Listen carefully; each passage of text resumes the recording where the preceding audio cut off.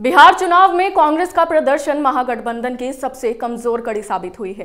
कांग्रेस अपना पुराना प्रदर्शन भी दोहराने में फेल रही, जबकि वामपंथी दल कांग्रेस से भी आगे निकल गए।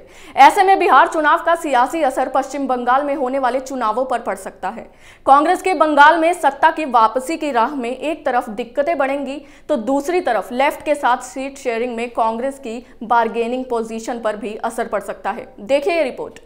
बिहार में कांग्रेस महागठबंधन के तहत 70 सीटों पर चुनाव लड़कर महज 19 सीटें ही जीत सकी है, जबकि पिछले चुनाव में 27 सीटें जीती थी। वहीं वामपंथी दलों ने 29 सीटों पर चुनाव लड़कर इस बार 16 सीटों पर जीत दर्ज की है।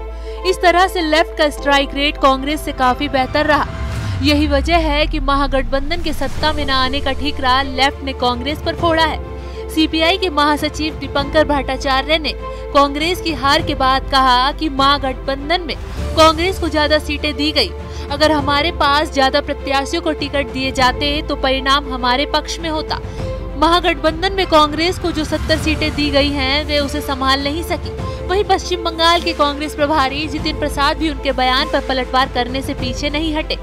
उन्होंने कहा कि दीपंकर भट्टाचार्य का ध्यान साल 2016 के बंगाल विधानसभा चुनाव के नतीजों की ओर ले जाना चाहता हूं, जिसमें कांग्रेस ने 44 सीटें जीतकर 50% जीत प्रतिशत हासिल किया था, जिसकी तुलना में वाम दलों ने 33 सीटें जीती थी और उनका जीत प्रतिशत 16.17% रहा था।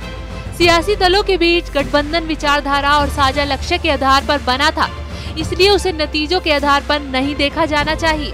बता दें कि पश्चिम बंगाल में कांग्रेस और वाम दलों के बीच गठबंधन की घोषणा पहले ही की जा चुकी है। बिहार में पश्चिम बंगाल की सीमा से लगे सीमांचल क्षेत्र में कांग्रेस पार्टी का प्रदर्शन बेहद खराब रहा। इसका असर अगले साल बंगाल में होने वाले विधानसभा चुनाव में पड़ सकता है। इसमें सबसे ज्यादा सीट शेयरिंग को लेकर दोनों दलों के बीच टकराव की स्थिति बन सकी है।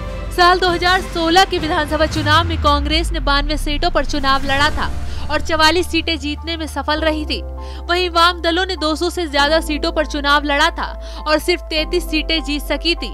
वहीं बीजेपी भले ही पिछले विधानसभा चुनाव में महज 3 सीट ही जीत सकी हो, लेकिन 2019 के लोकसभा चुनाव में 128 विधानसभा सीटों पर उसे बढ़त मिली थी। इस तरह से बंगाल में बीजेपी और ममता बनर्जी के बीच सीधी फाइट मानी जा रही है, जिसे लेफ्ट और कांग्रेस त्रिकोणीय बनाना चाहते हैं।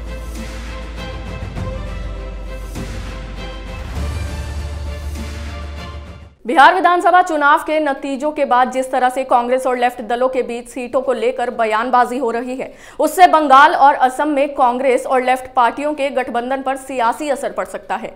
इसके अलावा ओवैसी की बिहार के सीमांचल में जिस तरह से दस्तक हुई है, बंगाल में भी कांग्रेस लेफ्ट ही नहीं बल्कि ममता के लिए बड़ी चुनौती है।